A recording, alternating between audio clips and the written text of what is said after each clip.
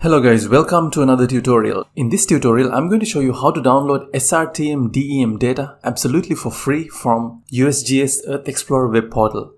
Now to access a Usgs EarthExplorer web portal, you can simply do a very basic Google search, something like this. You can search SRTM data USGS and right over here you can see that we can get the access to this EarthExplorer USGS web portal. And if you're logging in for the first time, this is how it's going to appear for you guys. Well, you're not going to face any problems in navigating around even if you do not really have an account. But just keep in mind that if you really need to download stuff from here, you really need to have an account for yourself. So I have already created an account for myself quite some time ago. Even if you want to create an account or even if you want to log in, assuming that you do have an account, you can simply go over here to log in. And as you can see over here, I have already entered my username and the password. And all I have to do is simply click on sign in. But in your case, if you haven't really created an account for yourself, you can click right over here. It's a very simple process. It's going to ask a couple of questions from you. And after that, you'll be having your account almost in no time. So I'm just going to go ahead and click on this button to sign in. Alright, now as you can see, I have already signed into my account, and since I'm interested in downloading the DEM data for a part of UK, first I'm going to use this window in order to navigate into or zoom into my area of interest. And there are actually multiple ways of selecting or specifying your area of interest. Now one of the easiest ways of doing that would be simply by creating a polygon. Right now I have my mouse pointer changed into something that looks like a hand. So if you click once over here, you can see that it's actually going to put up a pin over there, which specifies a certain latitude and longitude. Now that's just a point, but if you would like to create a polygon, all you have to do is just add more points, and these points are basically going to add like the vertices of your polygon, which eventually is going to form the polygon as well. So you can see that right now I'm successful in specifying my area of interest. Well, this was done just randomly. And that's not going to be my area of interest. Now, let's say if you did some mistake and if you would like to get rid of this entire thing, you can simply scroll down over here and select clear coordinates.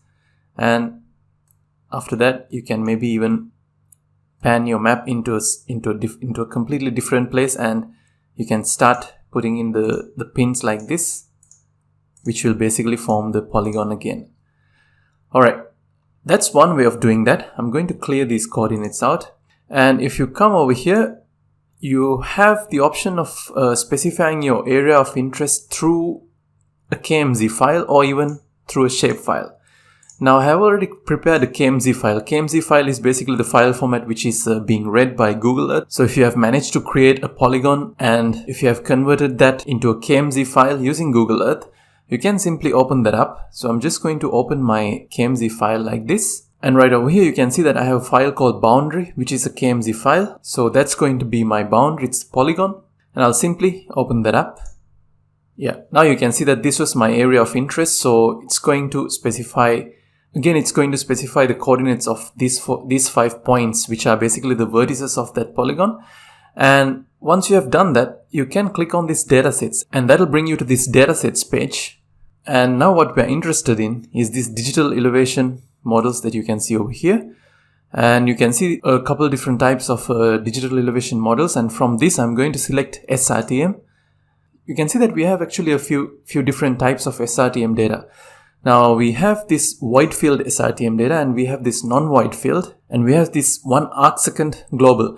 Now, I'm always going to go with either this wide field or this 1 arcsecond. I'm not really sure why someone would pick this non-wide field over these two, because this wide field basically means that they have actually used techniques like interpolation methods combined with other available elevation data from different sources in order to correct those existing wides. And this product is available at a horizontal resolution of 30 meters by 30 meters for US, but for the other places in the globe, it's going to be 90 meters by 90 meters. But if you were to select this 1 arcsecond global, it's going to be wide field, plus it's going to be 30 meters by 30 meters for the entire globe. So this is going to be a high resolution product for the entire globe compared to this wide field product. So I'm just going to go with this one. Because why wouldn't we have a high resolution product since my area of interest is in UK, it's out of US, so I prefer to have the 30 meters by 30 meters resolution product instead of having the 90 meters by 90 meters one. Alright, so after I select this one, I can simply click on these results. And it's going to take a while. And you can see that it actually gave me 2 different tiles. Now, before you download any of these tiles, I think it would be handy to know where each of these tiles would be located at, isn't it?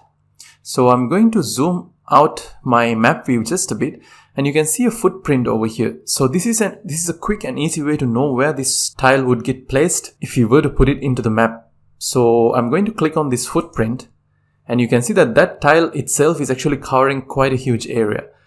And if I click on this second footprint, you can see that that's extending all the way up to these northern parts as well.